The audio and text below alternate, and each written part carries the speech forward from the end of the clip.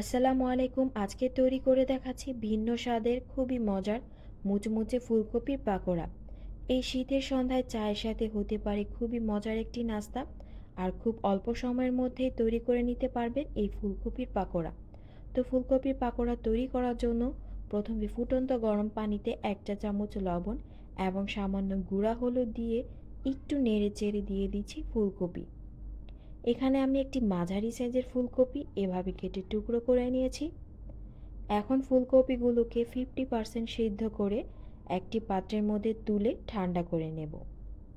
বেশি সিদ্ধ করা যাবে না, না হলে কিন্তু ফুলকপিটা ভাজার সময় ভেঙে যেতে পারে। এখন এক এক করে অ্যাড করছি 1 চা চামচ গুঁড়া মরিচ, হাফ চা চামচ গুঁড়া হলুদ, 1 চা চামচ ধনিয়া গুঁড়া, হাফ চা চামচ জিরা গুঁড়া, 1/3 চা চামচ করে গরম মশলার গুঁড়া, কালো গোলমরিচের গুঁড়া, 1/3 কাপ বেসন, 2 টেবিল চামচ চাউলের গুঁড়া।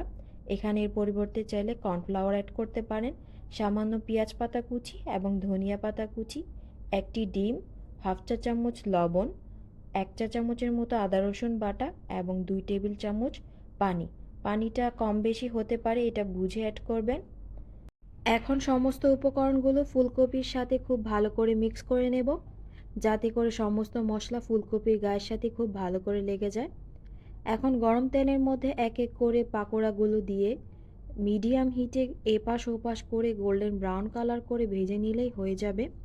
আমার বাসায় যতবারই এই ফুলকপি পাকোড়া আমি তৈরি করি, সবাই খুব মজা করে খায় এবং খুব প্রশংসা করে। তো অবশ্যই রেসিপি ফলো করে একবার তৈরি করে নিতে পারেন। তো আমার যতটুকু ছিল আমি 2 বেচে ভেজে নিয়েছি। তো তৈরি হয়ে গেল মুচমুচে ফুলকপির পাকোড়া।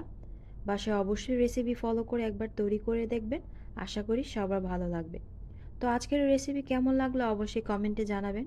যদি রেসিপি ভালো লেগে থাকে ফলো দিয়ে পাশে থাকবেন এবং চ্যানেলটিকে সাবস্ক্রাইব করে রাখবেন। আল্লাহ হাফেজ।